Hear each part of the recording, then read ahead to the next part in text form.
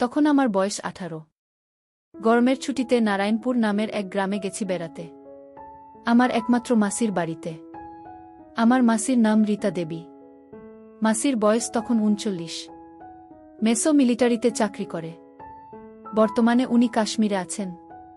মাসির কোনো বাচ্চা কাচ্চা হয়নি, তবে প্রতিবার মেসো এলে জোর চেষ্টা চালাই। এবারও তার ব্যতিক্রম হয়নি। গতকালই মেসো ছুটি শেষ করে চাকরিতে গিয়েছে, আর আমি এলাম আজ দুপুরে। মাসিদের বাড়িটা নদীর পাশেই, একতলা একটা বাড়ি, সামনে একটু উঠোনের মতো, চারপাশে পাঁচিল দেওয়া, পেছনে কলঘর, 3 দিকে টিনের ঘেরাও, আর সামনে একটা পর্দা টাঙানো। আমি মাসির বাড়িতে ঢুকে মাসি মাসি বলে চেঁচাতে লাগলাম। কোনো সাড়া পেলাম না। তবে ঘরের দরজা খোলা দেখে আমি ঘরে ঢুকে জামা বদলে নিলাম। হঠাৎ পেছন থেকে মাসির ডাক শুনতে পেলাম, বাবু তুই। আমি ঘুরে তাকাতেই আমার সারা গা কাঁপতে লাগল। মাসি একটা গামছা কোনো রকমে জড়িয়ে দাঁড়িয়ে আছে, আর আমি মাসির এই নতুন রূপ দেখে গরম হয়ে গেলাম। মাসি এবার সামনে এসে দুহাতে আমার গালটা ধরে বেশ অভিমান করেই বলল, এতদিন পর বুঝি এই পরমুখী মাসিটাকে মনে পড়ল তোর? আমি আমার মা বাবার একমাত্র সন্তান। মাসি আমাকে নিজের সন্তানের চেয়েও বেশি ভালোবাসে, অথচ এই মাসিকেই দেখে কেন জানি আমার ভিতরে কেমন করছে। আমি সেটা বুঝতে পেরে মাসির কাছ থেকে নিজেকে সরিয়ে নিলুম যাতে মাসি টের না পাই। আমি বললাম, এতদিন পরে এসেছি তো কি হয়েছে? এবার অনেক দিন থেকে পুষিয়ে দেব। দেখো পরে আবার আমার জ্বালাতন সহ্য না করতে পেরে তাড়িয়ে না দাও। তুই যত পারিস আমাকে জ্বালাস, তাতে আমার আপত্তি নেই। যা তুই হাত মুখ ধুয়ে আয়, আমি তোর খাবার দিচ্ছি। এই বলে মাসি তার ঘরে গেল কাপড় পরতে। আমি কলতলায় গিয়ে হাত মুখ ধুয়ে বেরিয়ে আসতেই দেখতে পেলাম দড়িতে ঝুলছে কালো একটি স্মল পোশাক। সেটা যে মাসির তাতে সন্দেহ নেই। মাসিকে একটু আগে দেখে যেমন লেগেছিল এখন এই শুকোতে দেওয়া। এমন সময় মাসির ডাক শুনতে সংবিত ফিরে পেলাম। আমি তাড়াতাড়ি রান্নাঘরে গেলাম। খাওয়া দাওয়াটা ওখানেই হয়। খেতে খেতে মাসি আমাকে বাড়ির কথা জিজ্ঞেস করল, আরও অনেক বিষয়ে প্রশ্ন করল। আমি শুধু হ্যাঁ হু করে উত্তর দিচ্ছিলাম। আমার চোখ বারবার মাসির দিকে আটকে যাচ্ছে। নীল শাড়িটাতে বেশ মানিয়েছে। আমি কোনমতে খেয়ে ঘরে গেলাম। ঘরে শুয়ে পড়তে ঘুমিয়ে পড়লাম। সন্ধে হওয়ার কিছু আগে ঘুম ভাঙল। মাসি আমাকে চা দিল আর একটা চাবি দিয়ে বলল, যা চাটা খেয়ে নদীর ধার থেকে ঘুরে আয়, ভালো লাগবে। আর এই চাবিটা রাখ, আমি একটু মন্দিরে যাব। আমি চলে এলে তো এলামই, আর না এলে তুই এই চাবিটা দিয়ে তালা খুলিস। এই বলে মাসি বেরিয়ে গেল। আমি নদীর ধরে হাঁটতে লাগলাম। কিছুক্ষণ হেঁটে বাড়ি ফিরছি। একটু হেঁটে রাস্তার পাশে একটা গাছের আড়ালে মুততে বসলাম। মোতা শেষ হতেই যেই গাছের আড়াল হতে বেরুব অমনি রস্তই দুটো নারী বিপরীত দিক থেকে এসে মিলিত হয়ে থামল। আমি ভাবলাম ওরা চলে গেলে তবেই বেরুবু, নইলে এই সন্ধে বেলায় আড়াল থেকে বেরুতে দেখলে অন্য কিছু ভাবতে পারে। নারী দুটোর একজন মাসির বয়সী, আরেকজনের বয়স 45 হবে। তাদের কথা শুনে জানলাম বয়সে যে একটু বড় তার নাম গোপী আর ছোট্টা সীতা। আমি অজ্ঞতা তাদের কথা শুনতে লাগলাম। হ্যারে সীতা, এই সন্ধেবেলা কোথায় যাচ্ছিস? আরে গোপী বৌদি যে। এই তো রীতাদির বাড়িতে। ও পোশাক বানাতে দিয়েছিল, ওটা দিতে যাচ্ছি। দেখি। ইস, পোশাকের কি ছিরি! এই ফিনফিনে পাতলা কাপড় পরে থাকলেই পারে। কি যে বলো না, গরম বলেই পাতলা কাপড়ের বানিয়েছে। গরম না ছাই? আমাদের গরম নেই বুঝি? কিসব যাতা বলছো? যাতা নয় রে ঢ্যামনা, সত্যি তাই। বছরে একবার আসে বাড়িতে, অথচ তার অবস্থা দেখেছিস? কি করে এত ভালো বানল? ভাতার না থাকলে কি এও সম্ভব? তাছাড়া ওর বরের বন্ধু ওই যে গঞ্জে মাছের আড়ত আছে, ও তো প্রায় যাই ও বাড়িতে। একলা বাড়ি, বুঝতে পারছিস ঘটনা। তাতে তোমার কি? পারলে তুমিও সেবা নেও, খালি অন্যের দোষ ধরা। আমি তো ভুলে গিয়েছি তুই রীতার গোলাম। তার উপর তোকে দিয়ে পোশাক আশাক বানা। তোকে কি আর বিশ্বাস করানো যাবে? যা যা, তার বাড়িতে যাচ্ছিলি তাই যা। এই বলে গোপী নামের মহিলাটি চলে গেল। সীতা ওখানে দাঁড়িয়ে বলল, আমরা স্বামীকে দিয়ে সেবা নেয় বলে তোর হিংসে হচ্ছে। রীতাদিকেও বলতে হবে ব্যাপারটা, বলেই সীতা চলে গেল। আমি আড়াল থেকে বেরিয়ে সীতার পিছু পিছু বাড়ি যাচ্ছি, আর এতক্ষণ যা শুনলাম তা ভাবছি। সীতা ঘরে ঢুকার কিছুটা পরেই আমি ঢুকলাম। আমি কোনো শব্দ না করে ঘরে ঢুকে ভাবছিলাম, একটু আগে যা শুনেছি তা যদি সত্যি হয় তাহলে কই মাসি? না, আমি কিছুই ভাবতে পারছি না। হঠাৎ আমার খেয়াল হলো সীতা নামের মহিলাটির সাথে মাসির একটা খাতির আছে। এমন সময় আমার ইচ্ছে হলো ওদের কথা আড়াল থেকে শোনার। আমি বারান্দায় এসে মাসির ঘরের সামনে এসে দাঁড়ালাম, এমন সময় বিদ্যুৎ চলে গেল। ভেতর থেকে আওয়াজ আসলো, সীতা বাইরে চল, এই গরমে থাকা আর সম্ভব না। শুনে আমি দ্রুত আমার ঘরে চলে এলাম। আমার ভাগ্য এতটাই ভালো যে মাসিরা আমি যে ঘরে থাকি তার দক্ষিণের জানালার পাশে এসে বসল। দুজন বাইরে আর আমি ভেতরে।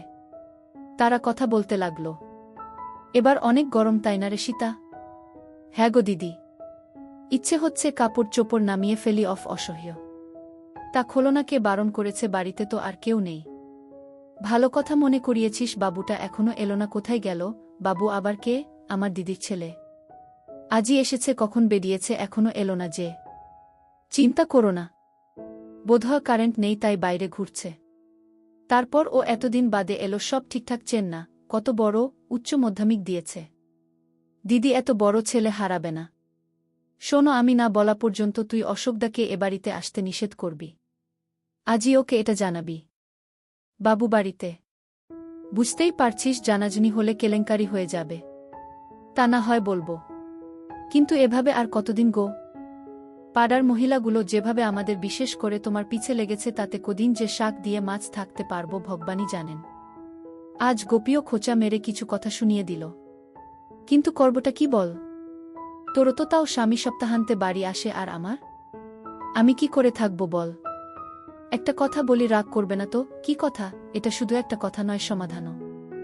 আর কি বলবি বলতো? তোমার বোনপোটা তো বড়ই হয়েছে, দেখো না ওকে বশ করতে পারো কিনা? কি যাতা বলছিস? নিজের ভাগ্নের সাথে? আর ভাগ্নে ছেলে তো নয়। তাছাড়া অশোকদা যেমন পরপুরুষ, ভাগ্নেও তেমন। কেউই তোমার স্বামী নয়। তাছাড়া ঘরের মধ্যে ব্যাপারটা থাকলে জানাজানির ভয় রইল না। তার চেয়ে বড় কথা, তোমার ভাগ্নে যে তোমাকে বিশেষ নজরে দেখে না, তুমিই বা জানলে কি করে? বুঝলাম। কিন্তু দিদি, বারে অশোক বাবু আর কামিনীদির ব্যাপারটার একমাত্র সাক্ষী তুমি আর আমি। সে ক্ষেত্রে নিজের মান বাঁচাতেই কামিনীদি আমাদের বাধা দেবে না। তা তুই ঠিকই বলেছিস। জানিস, আজ যখন আমি স্নান সেরে বাবুর সামনে দাঁড়ালাম, তখন বাবু আমার দিকে হা করে তাকিয়েছিল। আর কলতলায় ও আমার শুকোতে দেওয়া পোশাক হাতে নিয়েছিল। তুমি বুঝলে কি করে? ওটা আমি যেভাবে শুকোতে দিয়েছিলাম বিকেলে ঘরে আনার সময় সেভাবে পাইনি। তখন ব্যাপারটা খেয়াল করলেও গুরুত্ব দিইনি। এখন বুঝতে পারছো যে বাবু তোমার দিকে নজর দিয়েছে। হয়েছে হয়েছে, আর বকিস না। বাকিটুকু আমি বুঝব। আচ্ছা দিদি, বাবু তোমাকে সেবা দিতে চাইলে তুমি কি করবে? তুই না বেশি বকিস। এখন যা, অশোক বাবুকে গিয়ে বলে আয় যেন এ বাড়িতে না আসে। সে কি একেবারেই না করে দেব? না রে, যতদিন আমার বাবু আছে ততদিন। এবার যা। দুজন ওখান থেকে উঠল। সীতা দরজা দিয়ে বেরিয়ে যেতেই মাসি তার ঘরে ঢুকল। আমি নিঃশব্দে ঘর থেকে বেরিয়ে বাড়ির বাইরে বেরুলাম। কিছুক্ষণ পর বাড়িতে ঢুকে মাসি মাসি বলে হাঁক ছাড়তে মাসি দরজা খুলে বেরিয়ে এলো। পরনে একটা পাতলা নীল ম্যাক্সি। মাসি আমাকে টেনে ধরে বলল, কোথায় ছিলি রে বাবা? আমার বুঝি চিন্তা হয় না? হাত মুখ ধুয়ে আই। আমি কলতলায় যেতে যেতে ভাবতে লাগলাম, মাসির এ ব্যাপারটা একটু অন্যরকম। আগে আমাকে এভাবে ধরত না। তাছাড়া সীতা যা বলল তাতে স্পষ্ট বোঝা যায় অশোক বাবুর সাথে মাসি ও সীতার সম্পর্ক আছে, কিন্তু এখানে মা এলো কিভাবে? ব্যাপারটা একদম গুলিয়ে যাচ্ছে। তবে মাসির কথা ভাবতে আমার কেমন যেন হচ্ছে। এসব ভাবতে ভাবতে রাতের খাবার খেয়ে শুয়ে পড়লাম। একটু পর বাতি জ্বেলে মাসি এলো। মাসিকে দেখে আমার বাবাজি লাফতে লাগল। মাসি এসে আমার পাশে বসে এক গ্লাস দুগ্ধ এগিয়ে দিল। নে বাবা, খেয়ে নে, তুই অনেক টায়ার্ড, এটা তোকে শক্তি যোগাবে। দেখিস না মায়েরা নিজেদের সন্তানদেরকে কত যত্ন করে খাওয়ায়। অবশ্য ভগবান আমাকে সে সুযোগ দেয়নি। কাউকে পেটেও ধরতে পড়িনি, তাই খাওয়ানোর সুযোগ পাইনি। মাসির আচরণের এই পরিবর্তন বুঝতে পারলেও সাহসের অভাবে কিছু হল না। অনেক কষ্টে ঘুমলাম, আর ঘুমের ভেতর মাসিকে নাচতে দেখলাম। তারপর যা হলো তাতে শুধু দাগটাই থেকে গেল। পরদিন ঘুম থেকে উঠতে উঠতে প্রায় 11টা বেজে গেল। আমি উঠে বসতেই আমার ট্রাউজার এ নজর পড়তে দেখলাম ওখানটায় দাগ লেগে আছে। বুঝতে বাকি রইল না কিসের দাগ। আমি ভাবলাম এখনই স্নান সেরে নেব, না হলে মাসি এই দাগ দেখতে পেলে ব্যাপারটা ঠিক হবে না। আমি স্নান ঘরে যেতেই মাসির শুকোতে দেওয়া পোশাক নজরে এলো। তার মানে মাসিও স্নান সেরে ফেলেছে। মাসি যাতে বুঝতে পারে আমি মাসির প্রতি দুর্বল, তাই আমি পোশাকটা হাতে নিলাম। ঘরে পৌঁছাতে মাসির ডাক পেয়ে খেতে গেলাম। মাসিকে দেখে আমার গায়ে আগুন লেগে গেল। একটা সুতির বেগুনি রঙের পাতলা শাড়ি পরেছে। আমি ঠিক করলাম আজ সারাদিন মাসির পাশে পাশেই থাকব। মাসি আমাকে খেতে দিয়ে পাশে বসে কথা বলতে লাগল। তবে মাসির মিটি মিটি হাসিটা আমাকে বেশ অস্বস্তিতে ফেলেছে। বাবু, তোর ঘুমে কোনো অসুবিধে হচ্ছে না তো? অসুবিধে হবে কেন? না, এমনি বললাম আর কি। বলেই মাসি মুখ টিপে হাসতে লাগল। আমি কথাবার্তা এগিয়ে নেয়ার চেষ্টা করলাম। মাসি, তোমার স্বাস্থ্য আগের চেয়ে ভালো হয়েছে। স্বাস্থ্য ভালো বলতে কি বুঝছিস? না মানে একটু মোটা হয়েছ আর কি। ও, আমি ভাবলাম অন্য কিছু। তা তোর মাকে দেখেছিস?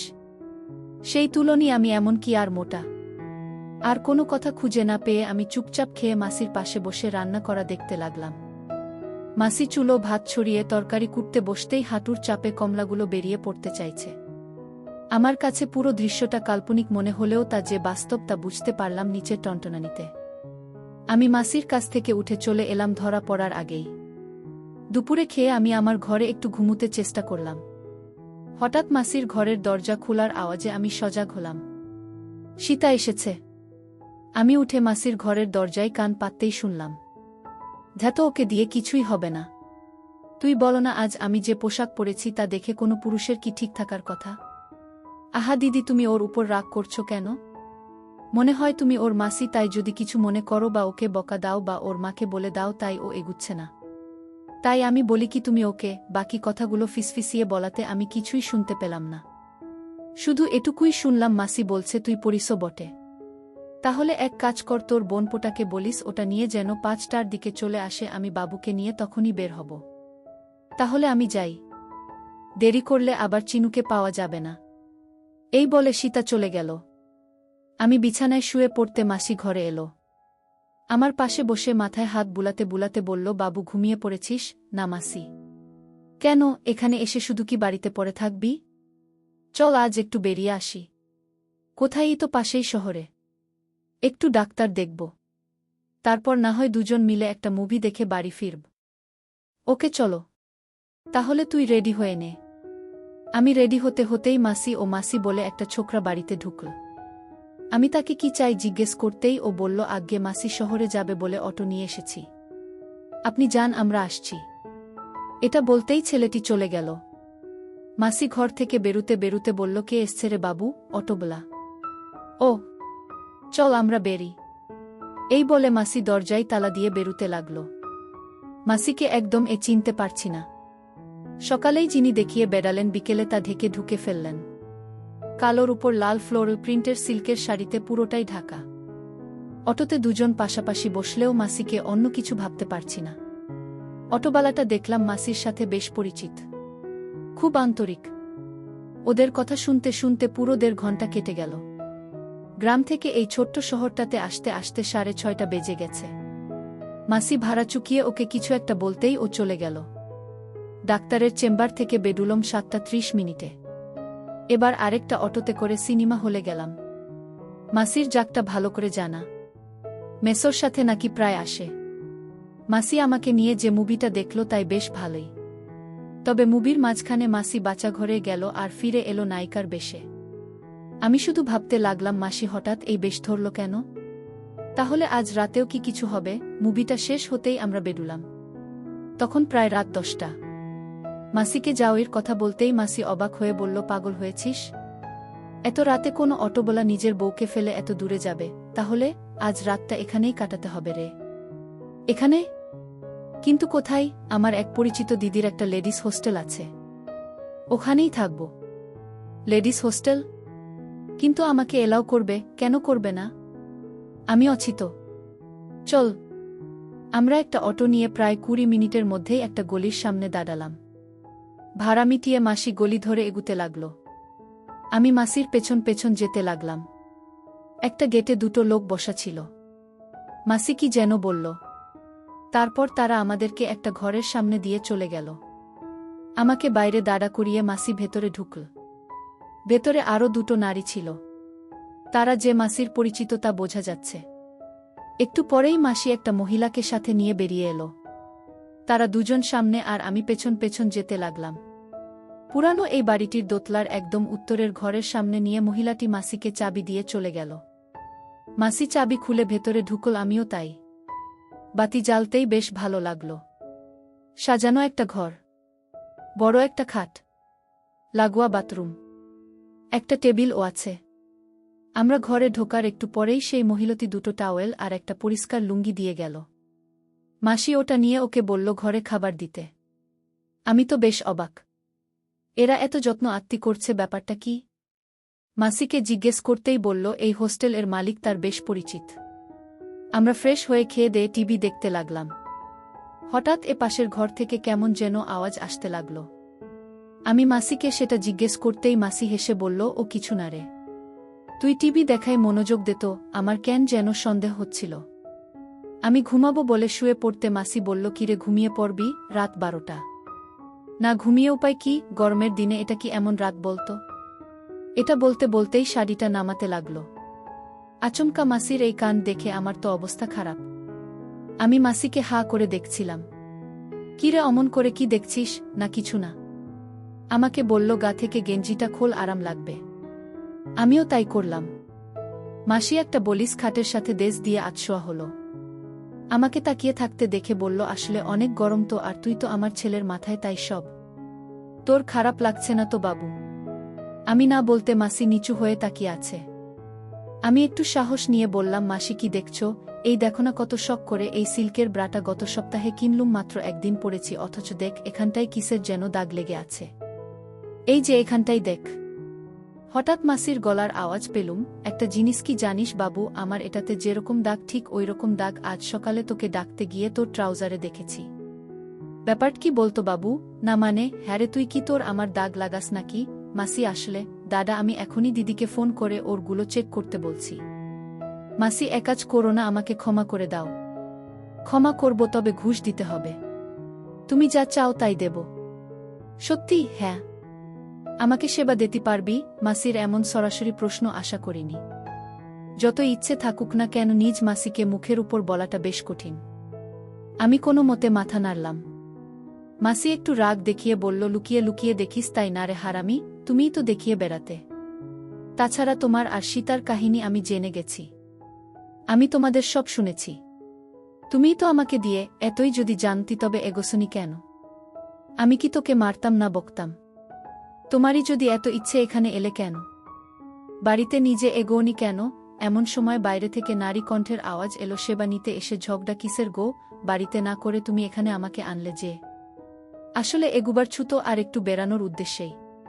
তাছাড়া জীবনের প্রথম এঘরেই খেয়েছি। কার হাতে গো সে পরে বলবো। কিরে পারবি তো? আমাকে পারতেই হবে আমাকে, বলে কাজ লেগে পড়লাম। অনেক পরিশ্রম করে আমি ক্লান্ত হয়ে কখন যে ঘুমিয়ে গেছি জানি না। সকালে ঘুম ভাঙতেই দেখি মাসি চুল আঁচড়াচ্ছে। আমাকে দেখে একটু হেসে বলল, যা স্নান করে নে, লুঙ্গিটা কেচে দিস। স্নান করে ফ্রেশ টেস হয়ে আমরা বেরিয়ে পড়লাম।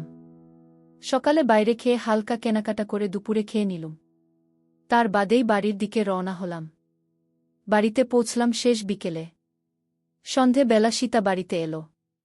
মাসি রান্না ঘরে ছিল। ওখানেই দুজন কথা বলছে।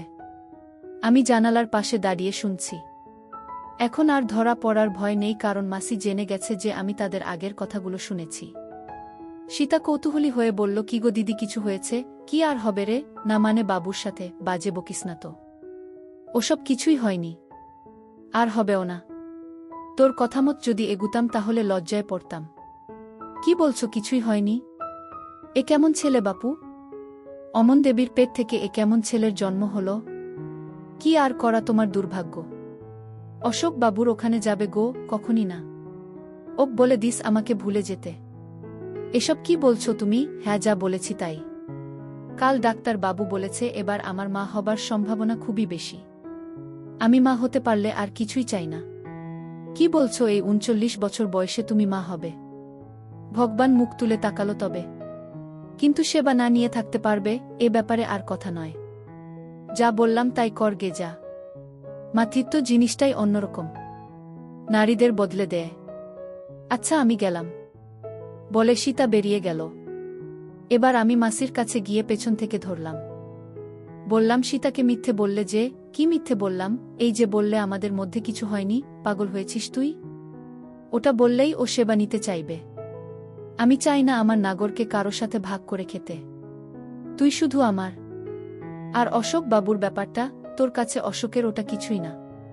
তুই থাকলে আমার আর কাউকে দরকার নেই। তাছাড়া সীতা এখন একাই অশোককে দিয়ে সেবা করাবে। আচ্ছা, একটা ব্যাপার বলতো, ডাক্তার তোমাকে কখন বলল যে তুমি মা হতে পারবে? ডাক্তারকে বলতে হবে কেন? আমি এতদিন মা হইনি কারণ তোর মেসোর মেশিন খারাপ, আর বাইরের কারো কাছ থেকে সাহস পাইনি। এবার তোর মেসো যাবার দুদিন পরেই তোর সেবা নিলাম। এবার চান্স আছে। একে তো তুই ঘরের মানুষ, তার উপর তোর মেসো বুঝবে যে ওর তাতেই হয়েছে। এসব কি বলছো মাসি? এতে অবাক হওয়ার কি আছে? আচ্ছা মাসি, একটা কথা বলি। কি কথা? হ্যাঁ, যা বলছিলাম, সীতা বলছিল মার কোনো এক ঘটনার সাক্ষী তুমি আর সীতা। ব্যাপারটা কি বলতো? না না, তেমন কিছু না। মাসি, তুমি কিছু একটা লুকাচ্ছ। সত্যি করে বলো কিন্তু, নইলে আমিও সব বলে দেব সবাইকে। বাজে বকিস না তো। শুধু শুধু রেগে যাচ্ছিস কেন? রাগার কারণ আছে বলেই রাখছি। তুমি সত্যিটা বলছো না কেন? তোর শুনতে ভালো লাগবে না। তুই আমাকে বলতে জোর করিস নে। না, তুমি বলো। আমি শুনব। রাগ করতে পারবি না কিন্তু। ঠিক আছে, বলো। অশোক বাবু আর তার দুজন বন্ধু দিদিকে সেবা দিয়েছিল। মা কি রাজি ছিল? আসলে তোর বাবা তো 2-3 বছরে একবার দেশে আসে, তাই বুঝতেই পাচ্ছিস দিদির একটা চাহিদা ছিল। সেই চাহিদা কি এখনো আছে? আছে তো বটেই। চাহিদা মেটাই কি করে? যেভাবেই মেটাক না কেন, সুখ তো আর পায় না। মেয়েদের জ্বালা বড় কষ্টের। আমার মার কষ্ট কমানোর কোনো উপায় কি নেই? একটা উপায় আছে। কি? এমন কাউকে খুঁজে বের কর যে দিদিকে সুখ দিবে, কিন্তু বাইরের কেউ জানবে না। কোথায় পাবে এমন কাউকে?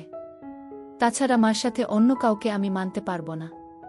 তাহলে তোকে হতে হবে সেই পুরুষ। মানে মাসির পাশাপাশি মাকেও সেবা করতে হবে। কিন্তু? কোনো কিন্তু না। যা বললাম তাই কর। সকালে আমাকে তোর মতামত জানাস। আমি সে অনুযায়ী ব্যবস্থা নেব। পরবর্তী 2 ঘন্টা অনেক পরিশ্রম করে ঘুমিয়ে গেলাম। সামনে অজানা দিন। পরদিন সকলে ঘরের কাজটাজ সেরে মাসি রান্না ঘরে গেল। আমিও স্নান সেরে মাসির কাছে গিয়ে বসলাম। মাসি তরকারি কুটছিল। আমাকে দেখে হাসল। আমাকে চুপ থাকতে দেখে মাসি, কিরে কিছু বলছিস না যে? কি বলবো? দিদির ব্যাপারে কি ভাবলি? জানি না। মানে কি? তোর মতামত জানা। আমার মনে হয় তুমি মার সম্পর্কে যা বললে তা ঠিক না। মনে দিদি যে মেটাতে পারছে না, এটা আমি মিথ্যে বলেছি? হ্যাঁ। তাছাড়া আমার মনে হয় অশোক বাবুর ব্যাপারটাই মা রাজি ছিল না। এটা বলার পরই মাসি ফিক করে হেসে ফেল। হাসছ কেন? আমি হাসির কি বললাম? না, এমনি। আসলে নিজের মাকে সব ছেলেই সতী ভাবে। কিন্তু কি জানিস বাবু, আমি যা বলেছি তা সত্যি। এই যে আমাকে দেখ তোর মাসি, আমি অথচ তুই সেবা না দিলে আমি বাঁচব না।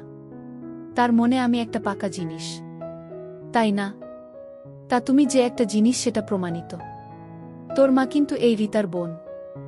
আমার চেয়ে কে বেশি চেনে আমার বোনকে শুনি? আর তুই সে দিনের ছেলে বলছিস তোর মা সতী? এসব কি বলছো দিদা? সে অনেক পুরানো কথা, বাদ দে। আমাকে একটা কথা বলবি? কি? তুই যদি নিজ চোখে দেখিস দিদি সেবা নিচ্ছে, তাহলে তুই রাজি হবি? হ্যাঁ। ঠিক আছে, আমি দিদি আসতে বলে দিচ্ছি। তুই শুধু আমাদের লক্ষ্য করবি। একদিনে বুঝবি তোর মা কত বড় জিনিস। ঠিক আছে। আমিও বলে দিলুম, যদি মা এমন হয় তাহলে তোমার মতো মাকেও সেবা করব। তবে আবার কি রে? তবে প্রথমেই মার পিছনে